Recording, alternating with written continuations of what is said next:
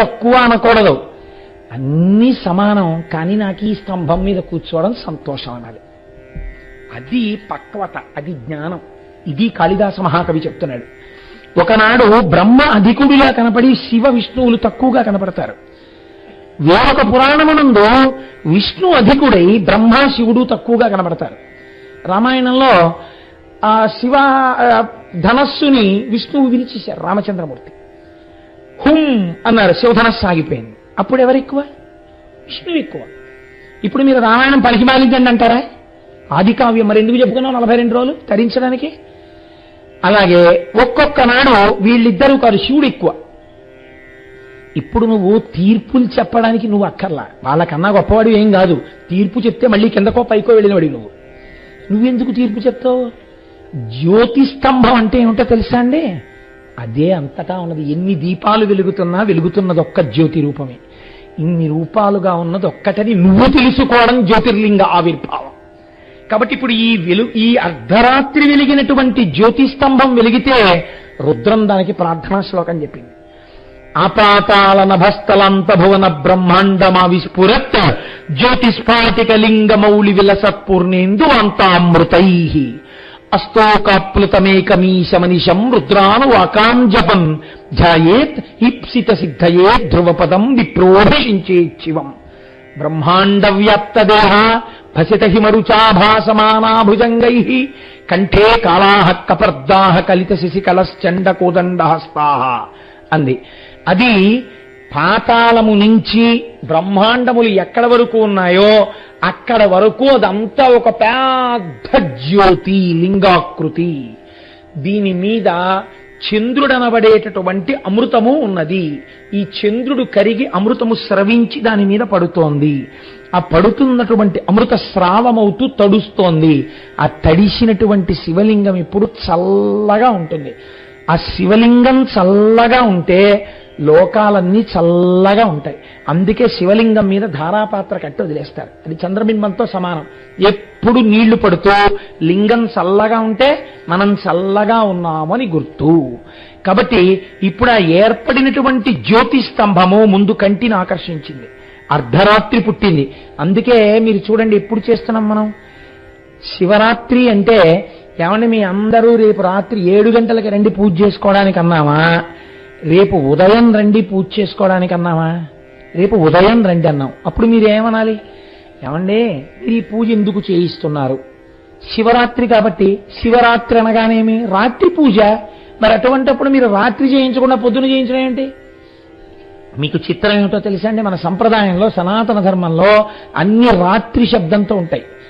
శరణ్ నవరాత్రులు, గణపతి నవరాత్రులు, వసంత నవరాత్రులు, అన్ని రాత్రులే. ఏమిటా రాత్రులు ఏమిటి అంటే, రాత్రులు అనగా చీకటి. చీకటి ఎందు ఏమవుతుంది? దొంగకి దొంగకి తేడా తెలియదు. ఆత్మవస్తువుకి శరీరానికి భేదం తెలియనటువంటి అజ్ఞాన స్థితి చీకటి. ఇప్పుడు ఈ చీకటిలో ఉన్న వస్తువు ఉన్నట్టు తెలియాలంటే ఏది ఉండాలి? నా ఫిక్స్డ్ డిపాజిట్ రిసీట్ తీసుకొచ్చి అక్కడ పెడితే తెలుస్తుంది ఏంటి? అది దొంగో ఏది పట్టుకొచ్చి పెట్టినా తెలియదు. ఒక దీపం పట్టుకొచ్చి పెట్టాను అనుకోండి, తెలుస్తుంది. దీపం తెలియడానికి ఇంకో దీపం అక్కర్లా, దీపపు కాంతిలో దీపం తెలుస్తుంటుంది. ఇది పరబ్రహ్మం, ఇది జ్యోతిర్లింగం. ఈ జ్యోతిర్లింగ కాంతిలో మీరెవరో మీకు తెలుస్తుంది, మీకు లోకంగా కనపడుతున్నది ఏమిటో మీకు తెలుస్తుంది. ఇప్పుడు రాత్రి అనగా అజ్ఞానం పోవడానికి, శివానుగ్రహానికి మీరేం చేస్తున్నారు? తెల్లవారకట్ట నుంచి పూజ చేస్తున్నారు. అంటే భక్తితో నిలబడుతున్నారు. ఇప్పుడు ఈ భక్తితో నిలబడి రాత్రి ఏం చేస్తారు? జాగరణ చేస్తారు. జాగరణం అనగానేమి? జాగరణం అంటే మీరు ఒకటి గుర్తుపెట్టుకోండి, ఏదో రకంగా నిద్రపోకుండా ఉండుట కాదు. ఏదో ఒక ప్రయత్నం చేత నిద్ర రాకుండా వెర్రికేకలేసుకుంటూనో, డాన్స్ బేబీ డాన్స్ చేసుకుంటూనో, పనికి మాలిన పనులు చేస్తూనో నిద్రపోకుండా నిగ్రహించుకుంటే మీరు పావుని కొట్టట్లేదు, పుట్టని కొడుతున్నారు. దానివలన ప్రయోజనం ఏమిటంటే, ఒక పాప ఫలితం పోయిందేమో, ఎవరినో నిద్రపోకుండా చేసినందుకు మీరు నిద్రపోకుండా ఉన్నారేమో.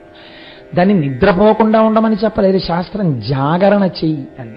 మీరు చూడండి, ఓ మాట అంటుంటాం మనం సాధారణంగా, ఏమండి నిన్న రాత్రి పడుకుందాం అనుకుని ఇలా తలుపేద్దామని వెళ్ళానండి. తలుపేద్దామని వెళ్ళేటప్పటికి ఇంట్లో చిన్న త్రాచుపాము పిల్ల కనపడింది. గబగబా కర్రపట్రా అని వంటింట్లోకి వెళ్ళిపోయింది. ఆ వంటింట్లో వెతికి వెతికి వెతికి చూసేటప్పటికి లటక్కని బెడ్రూమ్లోకి వెళ్ళిపోయింది. రాత్రల్లా జాగరణమేనండి, పాము కనపడలేదు, పొద్దున్న పెరిగిందండి అంటాం. అంటే ఇప్పుడు మీరు వెతుకుదాని లేదు, దొరికితే దొరుకుతుంది, లేకపోతే లేదు, ఏమవుతుందని చెప్పి మెల్లిగా కూర్చుని కునుకు తీస్తూ బాసుం పెట్టేసుకుని వస్తే ఈ పెట్టి తీస్తాను చూడు ఇక్కడ ఏమైనా ఉంటుందేమో త్రాచుపాము పిల్ల అని బాసుం పెట్టేసుకుని ఎంతసేపు మీరు వెతుకుతానని చెప్పి హాయిగా కూర్చుని పెట్ల వీళ్ళు ఆగుతారా? అలా ఏం లాగరు, అక్కడ త్రాచుపాము ఉంది కాబట్టి దూరంగా నించుని అవసరమైతే ఎగిరి మంచం మీదకి ఎక్కేయడానికి ఓ మంచమో స్టూలో కుర్చీయో పెట్టుకుని ఓ కర్ర పెట్టి దూరంగా పెట్లవి రాత్రల్లా లాగుతూనే ఉంటారు. అది ఇక్కడ కనబడుతుంది, ఇంకో దాంట్లో దూరిపోతుంది. ఇక్కడ మీరు వెతగ్గా పిల్ల రైని కేకేస్తుంది, నాన్నగారండి ఈ గదిలోకి వచ్చేసింది అంటుంది. అది మళ్ళీ అక్కడికి వెళ్ళిపోయింది ఇంకో గదిలోకి. జాగరణమనగా ఆవుస్తూనే వెతుకుతూ పరమ అప్రమత్తంగా ఉండుట. ఇప్పుడు అప్రమత్తంగా ఉండడానికి మీరు ఏమిటి ప్రధానం? కరెంటు తీసేయడం ఈ రాష్ట్రమునకు లక్షణము. కాబట్టి చీకటి గబాలను ఎప్పుడు తీసేస్తారో ఉసే త్రాచుపాం కాళ్ళెక్కే మీ మీదకి ఎక్కేస్తుంది. ముందే ఛార్జింగ్ లైట్లన్నీ వెలిగించట్టే పెట్టు, గబాల చీకటి కరెంటు తీసేస్తారంటే కుట్టేస్తుంది ఎవరు. కాబట్టి మీరు ఏది మాత్రం ముందు పెట్టుకుంటారు? దీపాలు సిద్ధంగా ఉంచుకుని వెతకడం మొదలెడతారు. దీపాలు సిద్ధంగా పెట్టుకుని వెలిగించడం, పగలంతా దీపాలు వెలిగించడమే మీరు చేసే పూజ. మనస్సుని ఈశ్వరాభిముఖం చేయడం, అందుకు ఉపవాసం. ఉపవసి ఈశ్వరుడికి దగ్గరగా వెళ్ళారు. అలా వెళ్లకుండా లొల్లి పూజ చేశారనుకోండి మీరు, దానికి అర్థం లేదు. ఎందుకు వెళ్ళావు ఆ గుళ్ళోకి? ఏం చేశావు? జనం, విపరీతమైన జనం, నువ్వు వాళ్ళతో తోసుకున్నావు. ఒకరినొకడు తోసేశాడు. అక్కడ శివలింగం దగ్గరికి వెళ్ళావు, నమస్కారం. అది ఏమిటో నీకు తెలియదు, నువ్వేమిటో దానికి తెలియదు. దానికి తెలుసు కానీ నీకు తెలియదు. ఓ నమస్కారం. అక్కడి నుంచి ఆ పత్రంతా తొక్కేయడం, ఆ అభిషేక జలాలన్నీ తొక్కేయడం, బయటికి వచ్చేయడం. వచ్చేసేసి అమ్మాయి అయిపోయింది శివదర్శనం. ఏమిటి నువ్వు చేసింది? దానివల్ల ఏమైనా ప్రయోజనం ఉందా? కాదు. ఉపవాసం అనగా ఇప్పుడు మనం రేపు చేద్దామనుకుంటున్నది ప్రశాంతంగా మనస్సుని ఈశ్వరాభిముఖం చెయ్యడం. అలా చేస్తే జన్మానికి ఒక్క శివరాత్రి చాలంది శాస్త్రం. ఇప్పుడు పగలంతా ఉపవాసం చేసి రాత్రంతా జాగరణ చెయ్యి. జాగరణం అంటే ఏం చేస్తావు? పావునే వెతుకు, పావు దగ్గరికి రాకుండా చూసుకోవడం జాగరణం కదండి. అలా కూర్చుని పాము పెట్టి లాగుతూ పెట్టి వెనకాల పావుందేమో అనుకుని లాగుతుండగా ఇలా కళ్ళు పడిపోయి కురుకొచ్చేసిందే అంటారేంటి మీరు?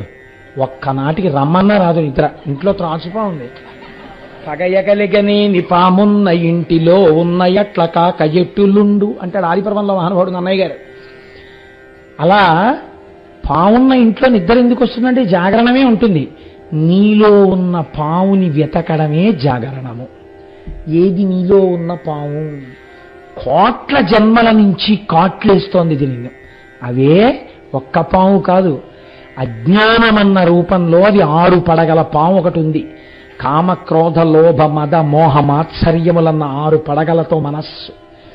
ఇప్పుడు దీన్ని నువ్వు చంపలేవు. దీన్ని ఈశ్వరుడికి అర్పణ చేసి ఆయన మెడలో వేసుకుంటాడు. ఆయన నాగాభరణాన్ని తీసుకుంటాడు. తీసుకుని నీకేమిస్తాడు? ఆయన వీటిని మారుస్తాడు. కామము ఈశ్వర కామము, క్రోధము ఏమిటి నాకు ఈ దిక్కుమాలిన కోపం అని కోపం మీద కోపము, లోభము అమ్మో నేను ఇంకా భగవత్ సంబంధమైన విషయాలు ఇంకొక 2 శ్లోకాలు నేర్చుకోవాలి, సుబ్రహ్మణ్య భుజంగం నా నోటికి వచ్చేయాలి, ఈ లోభం. మదము నా భగవానుడు నాకున్నాడు, ఎందుకంటే నాకేమిటి బెంగ, నాకున్నాడండి ఈశ్వరుడు, ఇది నీ గర్వం. భక్తి చేత కలిగినటువంటి అతిశయం దీన్నిగా మార్చి ఇప్పుడు నీకు ఎటువంటి పావునిస్తున్నాడు? అది పావు కాదు, ఇప్పుడు నీకు ఈ 6 గుణములనేటటువంటి పుష్పాన్ని ఇస్తున్నాడు. కాబట్టి జాగరణం ఎలా చేయాలి అంటే మన మనస్సు అంత తొందరగా సరిగ్గా ఉండదు కదా. 6:30కి ప్రవచనానికి వస్తేనే నిద్రపోతుంది. రేపు రాత్రి 10ంటికి కూర్చోమంటే కూర్చుంటుంది అది. కాబట్టి తెలివైన పని ఏమి చేయాలో తెలుసా అండి? మార్చి మార్చి మనస్సుని కుదుటపరచాలి. కానీ దాన్ని మాయ చెయ్యాలి. ఎలా మాయ చేయాలి? అంతర్లీనంగా భగవంతుడినే పెట్టాలి. పైకి మాత్రం మారిపోతోందని చెప్పాలి. కార్యక్రమం లేస్తుంది మళ్ళీ అమ్మ బాబోయ్ ఏమిటి కొంచెం కళ్ళు పడిపోతున్నట్టున్నాయి, పాము ఎక్కడుందో అని వెతుక్కుంటూ ఉండాలి. కాబట్టి 6:30 నుంచి 8, 8:30 ప్రవచనం అయిపోతుంది. అద్భుతమైనటువంటి గంధర్వగానం అయిపోతుంది. అయిపోయిన తర్వాత మనందరికీ ఇంకా కళ్ళు పడిపోయే టైం వచ్చేసింది. ఇంకా 10, 9:30, 10 అవుతోంది. కళ్ళు పడిపోకుండా ఉండాలంటే ఇవాల్టి రోజున మనల్ని ఆపగలిగినది ఏది? అంచాక్షరి.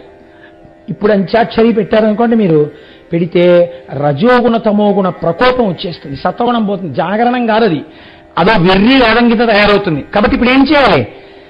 అసలు ఎలా మార్చుకోవాలో జీవితాన్ని చూపించడానికి రేపు ఒక కొత్త ప్రయోగం జరుగుతుంది.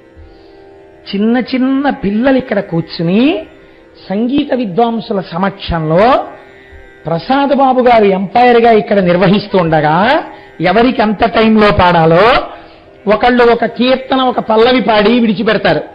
ఏదో ఉదాహరణకి అదిగో అల్లదిగో శ్రీహరివాసము 10,000 శేషుల పడగలమయము అని వదిలేస్తారు. మీరిప్పుడు మా మీద ఏమున్నాయి మీరు అందించకూడదు ఎవరును, మీరు దాన్ని వినాలి. ఇప్పుడు మీ మనస్సు ఏం చేస్తుంది? డ్రిల్ చేస్తుంది. మా మీద ఏమున్నాయి కీర్తనలు, మా మీద ఏమున్నాయి కీర్తనలు అని ఆ మముబ్రోవామని మముబ్రోవామని కాదు, ననుబ్రోవామని ఆ కీర్తన అని మీలో మీరు మాట్లాడుకుంటుంటారు. ఇలాగా ఈ పిల్లలు పాడతారు, అబ్బాయి ఎంత బాగా పాడారో అనుకుంటారు. ఇలా వాళ్ళ మధ్య భగవత్ సంబంధమైన అంచాక్షరి జరుగుతుంటుంది. ఇప్పుడు ఈ కీర్తనలు వింటూ మీరు కూడా మనస్సటు పెట్టుకుంటారు. అయిపోయింది. అద్భుతమైన భరతనాట్యం, శివతాండవం జరుగుతాయి. అయిపోతుంది. జ్యోతిర్లింగం ఆవిర్భవిస్తుంది. 12 అయింది, మీకు తెలియదు 12 అయిపోయిందని. జ్యోతిర్లింగం వచ్చేసింది. అంటే మీ 6 గుణాలు పోయాయి, దుర్గుణాలు. జాగరణం పూర్తయిపోయింది, ఈశ్వరానుగ్రహం వచ్చేసింది. ఇప్పుడు మీరు ఆ జ్యోతి వెలుగులో నిలబడతారు. ఇది జ్యోతిర్లింగ ఆవిర్భావము మహాశివరాత్రి నాడు. ఇందుకు జాగరణ, ఇందుకు ఉపవాసం, ఇందుకు పూజ, ఇందుకు వచ్చాయి తప్ప అర్థం పర్థం లేకుండా చెయ్యమని రాలేదు. ఇలాంటి పూజ, ఇలాంటి జాగరణ చెయ్యడం కోసమని రేపు మనం ఈ దేవాలయ ప్రాంగణాన్ని వేదికగా చేసుకోబోతున్నాం. కనుక దీనిని జ్యోతిర్లింగము అని శాస్త్రం పిలిచింది. ఇప్పుడు మీరు చూడండి, ప్రధానముగా జ్యోతిర్లింగ ఆవిర్భావమునందు ఏది ఏర్పబడినది? మీరు ఆలోచించండి. బ్రహ్మగారికి విష్ణువుకి కలహం వచ్చింది. కలహం దేనికి వచ్చింది? నా అంతవాణ్ణి నేను, నా అంతవాణ్ణి నేను అన్న అతిశయం చేత వచ్చింది బాహ్యంలో కథకి. ప్రపంచంలో భగవంతుడు ప్రతివాడికి ఏదో ఒక విభూతినిస్తాడు. ఏమీ లేకుండా ఎవ్వన్నీ ఆయన చెయ్యడు. ఏదో ఒక విభూతి ఉంటుంది. మీరు చూడండి, ఆశ్చర్యం ఏమిటో తెలియదు కానీ చాలా మంది సంగీత విద్వాంసుల్లో 2 నేత్రములు లేనటువంటి వారు అద్భుతమైన సంగీత విద్వాంసులుగా ఉంటుంటారు. మనకి ఇక్కడ శరన్నవరాత్రుల్లో వాయిస్తుంటాడు ఆ పిల్లాడు. నిజంగా అతన్ని చూస్తే మనసు కరిగిపోతుంది, చక్క మెరిసిపోతుంటాడు బంగారంలా. నేను ఇక్కడే వేదిక మీద కూర్చొని చూస్తుంటాను. అది జిప్పు తీసేస్తాడు, మృదంగం తీస్తాడు, పక్కనెట్టుకుంటాడు, జిప్పేస్తాడు, ఇలా పెట్టి తడువుకుని అక్కడ పెడతాడు. అందులోంచి రాయి తీస్తాడు, అక్కడ పెట్టుకుంటాడు. ఆ మృదంగం తీసి టక్ టక్ టక్ టక్ కొట్టుకుంటూ సరిపోతోంది, దీనికి కావలసిన శృతి అనుకుంటే మళ్ళీ రాయి అక్కడ పెడతాడు. మైక్ ఎంత దూరంలో ఉందో ఇలా ఇలా తడిమి చూసుకుంటాడు. ఒళ్ళో మృదంగం పెట్టుకుని ఆ పాట వింటూ ఈ సభలో ఎవరున్నారో, ఎంతమంది ఉన్నారో, ఎవరు పాడుతున్నారో, ఏం చేస్తున్నారో అతనికి నేత్రాలు చెప్పవు. కానీ అతను ఈ ఇంద్రియం మీదే ఆధారపడి వింటున్న దానికి అనుభవంగా మృదంగాన్ని సమకూరుస్తాడు. ఏమి ఈశ్వర విభూతి అండి అది? ఈశ్వరుడు ఇచ్చారా లేదా? ఒకటి పోతే ఒకటి ఇచ్చేస్తాడు ఆయన. ఆయన దయాళువు. ఇప్పుడు ఈ వినయం ఎప్పుడు ఏర్పడుతుంది? ఈశ్వరుడు నాకు అనుగ్రహించాడు అని మీరు అన్నారనుకోండి, ఈశ్వరానుగ్రహం అండి, నాకు కొడుకున్నాడు. అస్తమానం మీకు ఎంతమంది పిల్లలు ఉన్నప్పుడు ఈశ్వరానుగ్రహంలో నా కొడుకు కనక్కర్లేదు. మీరు లోపల మనస్సులో నాకో 2 పిల్లలు ఉండడం ఈశ్వరానుగ్రహం, నాకో ఉద్యోగం ఉండడం ఈశ్వరానుగ్రహం, నేను 4 మాటలు చెప్పుకోగలగడం ఈశ్వరానుగ్రహం అన్న భావన పరిపుష్టమైందనుకోండి, దాన్ని వినయము అని పిలుస్తారు. ఈ వినయము లోపించడం కలహానికి కారణమైంది, అతిశయానికి కారణమైంది. ఈ వినయము నేర్చుకో. అందుకే శంకరాచార్య స్వామి వారు షట్పదీ స్తోత్రం అని ఒక స్తోత్రం చేశారండి. అసలు నిజంగా మీరు ఆ షట్పదీ స్తోత్రం చదవాలి. ఎంత అద్భుతమైన స్తోత్రం చేశారో తెలుసండి. మనస్సుకు షట్పది అని పేరు. పంచేంద్రియములు ఒక మనస్సు 6 కాళ్లతో ఉంటుంది. అందులో ఆయన అంటారు, అవినయమపనయ విష్ణో దమయమన శమయ విషయ మృగతృష్ణాం భూతదయాం విస్తారయ తారయ సంసార సాగరతః. మొట్టమొదటి శ్లోకం. అందులో అవినయమపనయ విష్ణో, స్వామి శ్రీ మహావిష్ణు, నాకు నువ్వు వినయమును కటాక్షించు. ఎన్నడూ అహంకారం ఏర్పడకూడదు. సర్వభూతముల యందు దయను కలిగి ఉండేటట్టుగా అంతటా నిన్ను చూసేటట్టు అనుగ్రహించు. అదే జ్యోతిర్లింగ దర్శనం. అందుకే రఘువంశం రచన చేస్తూ కాళిదాస మహాకవి ఒక అద్భుతమైన మాట అంటారు. దిలీప మహారాజు రాజ్యం చేస్తున్నప్పుడు చేసిన చాలా గొప్ప విషయం ఏమిటి? ప్రజానాం వినయాధాత్ రక్షణాద్ ధరణాదపి.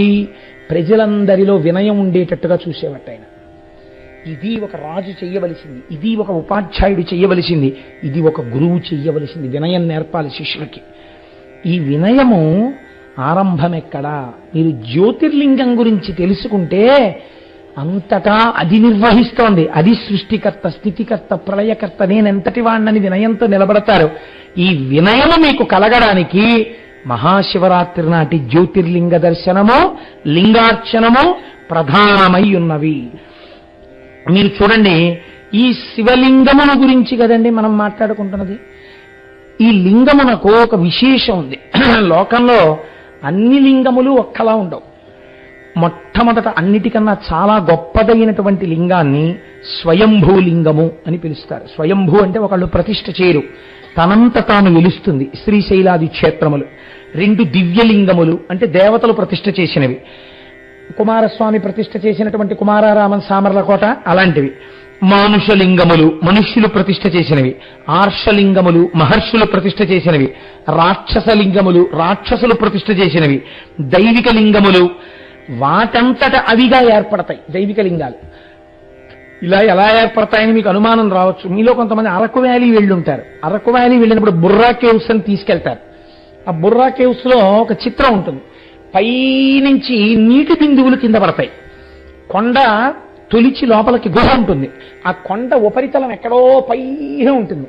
అలా ఎలా పడతాయో పైనుంచి నీటి బిందువు కింద పడుతుంది. పడేటప్పుడు అది ఒకే చోట బయలుదేరి ఒకే చోట పడుతుంటుంది. ఆ బిందువు, ఆ నీటి బిందువు టక్ టక్ టక్ అని పడినప్పుడల్లా అక్కడ ఉన్న భూమి ఇలా ఇలా ఇలా పైకి లేస్తూ శివలింగంగా మారిపోయి ఆఖరికి చిత్రం ఏంటంటే ఈ లింగం ఇలా పెరిగి వెళ్ళి ఎక్కడ నుంచి నీటి చుక్కలు పడుతున్నాయో దాన్ని తాకి ఇంకా నీరు పడకుండా ఆపేస్తుంది.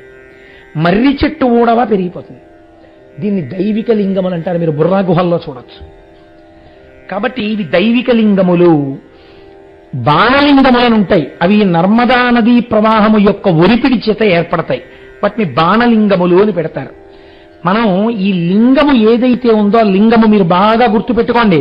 మీరు ఈ కంటి చేత చూడలేని సృష్టికర్త, స్థితికర్త, ప్రళయకర్త ఆ ఈశ్వరుడే. అందుకే మన వాళ్ళు ఏం చెప్పారంటే తప్పకుండా దేవాలయ దర్శనం అలవాటు చేసుకో అని ఎందుకు చెప్తారో తెలుసండి.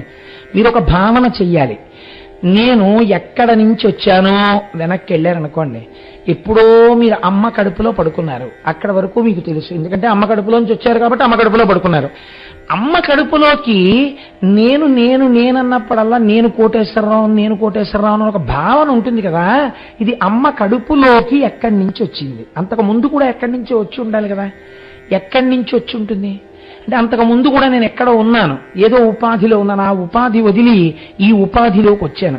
ఆ ఉపాధిలోంచి ఈ ఉపాధిలోకి పెట్టిన వాడు ఎవరో ఉండాలి కదా పెట్టడానికి. వాడు కదా మళ్ళీ బయటికి తోశాడు. వాడే కదా మళ్ళీ ఈ ఉపాధిలోంచి తీసి ఇంకో ఉపాధిలోకి పంపుతున్నాడు. వాడు ఎవడా సృష్టికర్త? వాడు పుట్టిన తర్వాత నేను ఇంత ఉండేవాడిని కదా. నన్ను సమానంగా 6 అడుగుల మనిషిని చేసిన వాడెవరు?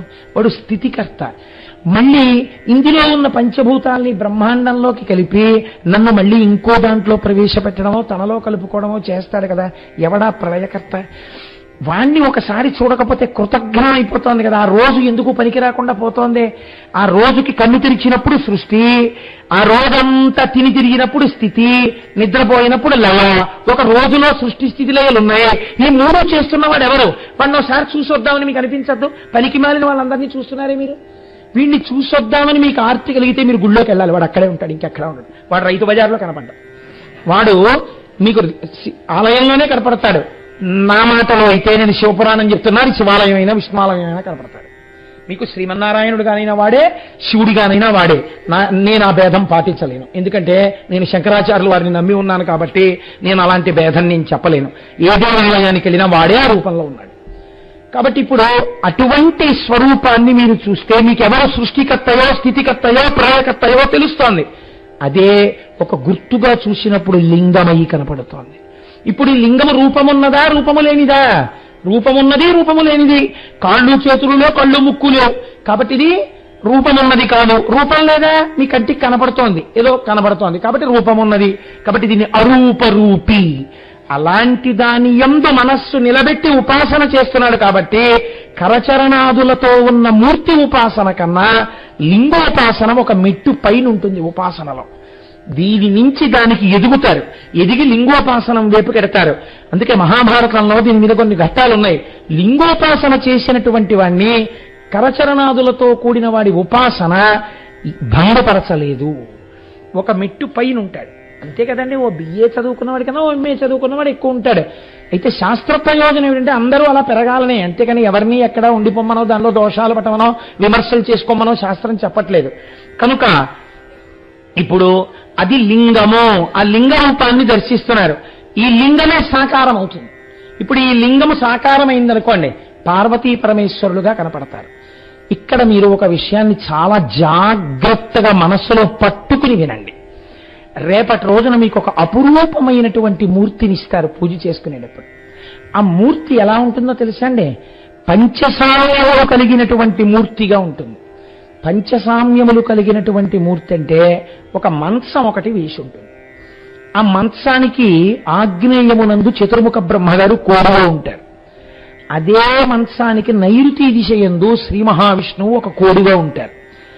వాయవ్య దిశయందు రుద్రుడు కోడుగా ఉంటాడు. ఈశాన్య దిక్కునందు మహేశ్వరుడు కోడుగా ఉంటాడు.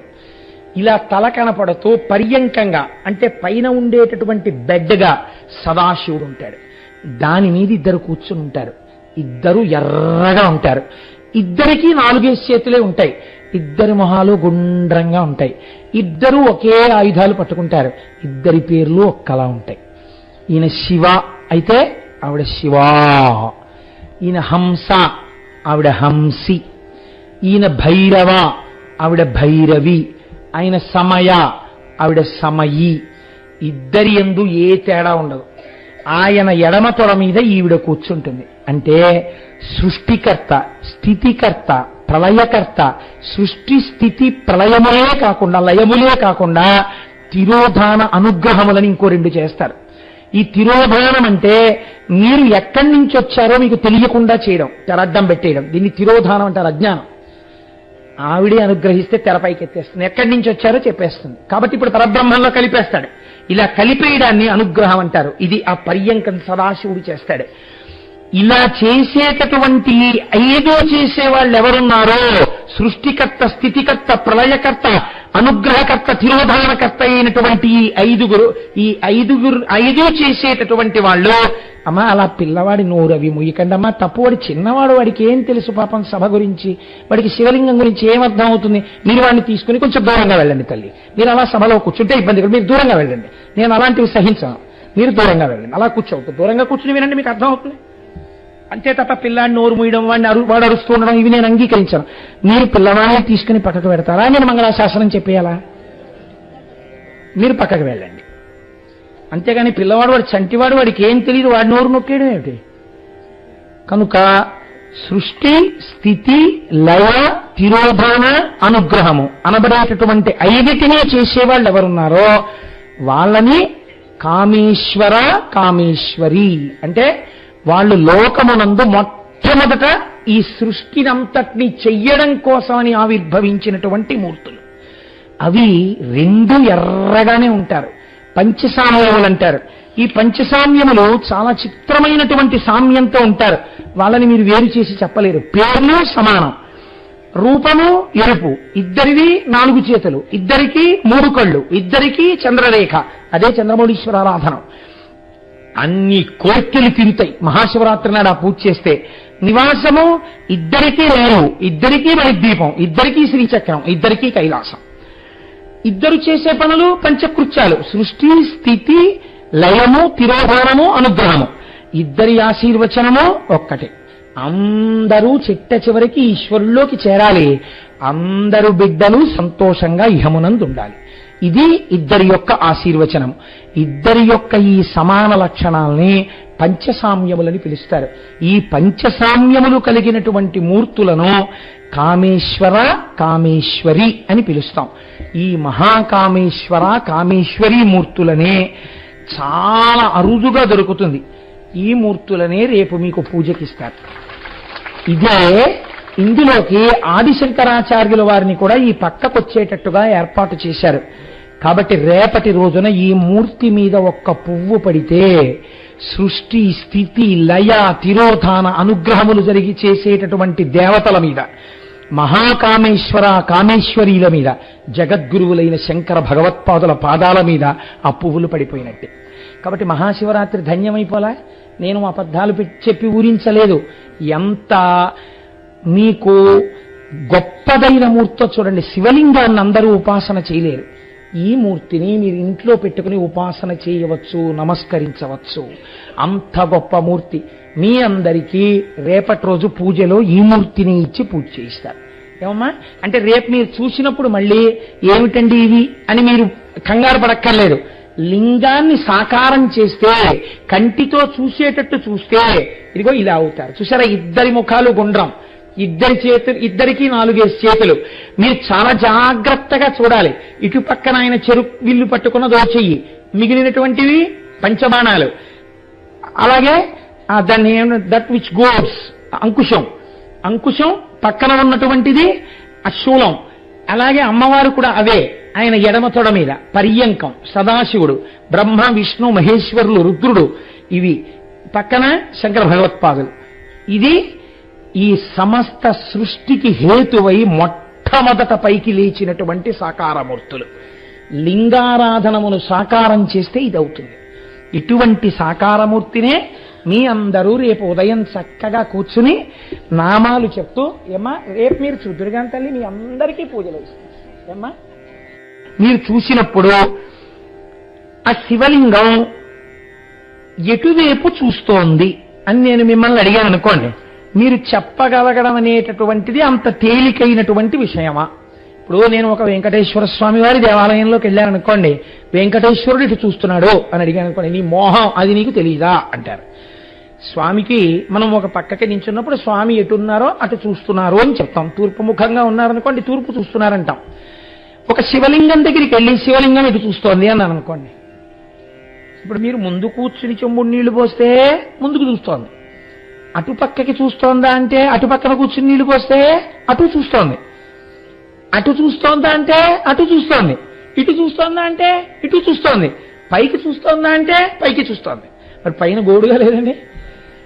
మరి అసలు ఎటు చూస్తున్నట్టు శివలింగం అంటే శాస్త్రం అంది, ప్రాచ్యాం తత్పురుషం విద్య అఘోరం దక్షిణాముఖం సద్యోజాతం ప్రతీచ్యాంతో వామదేవ మదన్ముఖం ఈశానమూర్ధవక్త్రం స్యా శంభో పంచముఖం క్రమం. ఒక్క శివలింగం మీద ఆచార్యముఖేనా అని మీ అందరి తరపున నీళ్లు పోస్తే ఎందుకంత శక్తి ఆవిర్భవిస్తుందో తెలుసా అండి?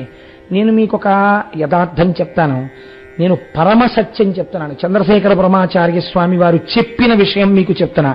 మీరు శివాలయం లోపల కూర్చుని శివలింగానికి అభిషేకం చేయడం కన్నా మీరు రుద్రా